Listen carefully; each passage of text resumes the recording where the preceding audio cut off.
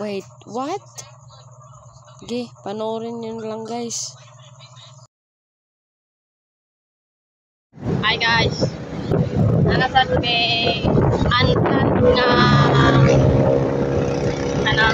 ligong dagat guys. Pabiyahin na may paikot.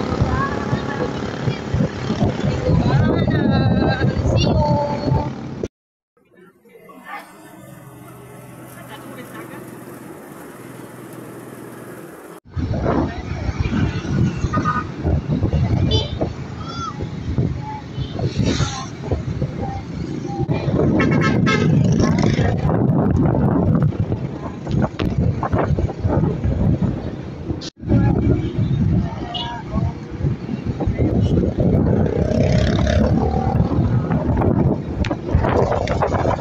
Guys, kapit na kimamot namang destinasyon nga Anplan. Grabe ba? Iman sige, pero habit pa permanente.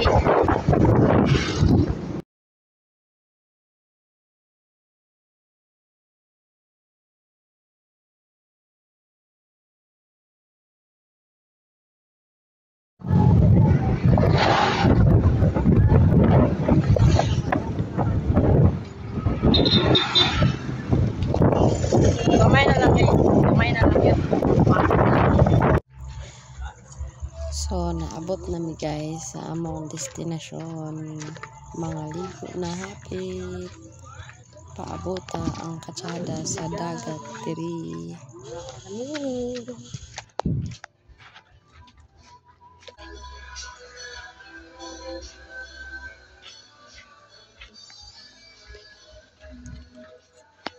Nice.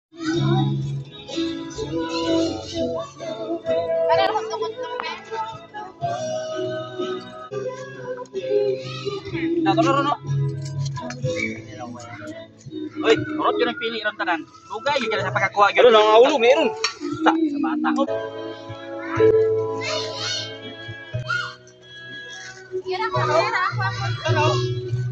Boy, kasi dito bulit na tagplato.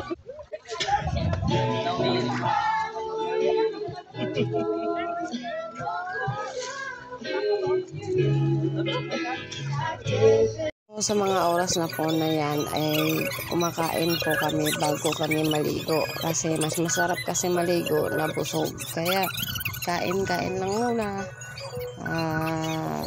Kain na kumain. Sige lang, kain lang kayo at magpakabusog dahil mamaya ay kita nyo yung tao sa likod ko na nakadamit na kulay gray. Tingnan nyo yan. O diba? Ang galing niya. Sobrang bait na tao na yan. Sobrang bait niya. Nagtawanan niya lang ako na ganyan. Nakabidyo ako. Tapos, natatakpan na niya yung camera ko. Pero okay lang naman kasi joke lang naman yun. Sinasabi nga nila komedya kung ika ka. Sabi nga. Pero okay lang yun. Importante, masaya. At walang nangyari. Safety ang lahat. So, sa mga oras na po ito, ay hindi na po ako magbibigay ng anong pinag-usapan namin, anong pinagtawanan namin. Kasi, may music kasi dito, baka ma-copyright pa ako. Mahirap na mawalan ng page, mga kamare.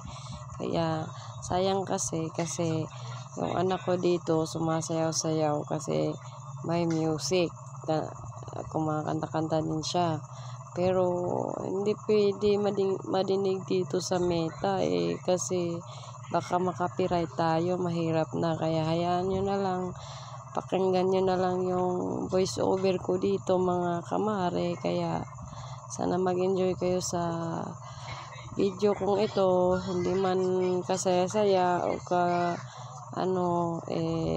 wala tayong magawa, ganito talaga.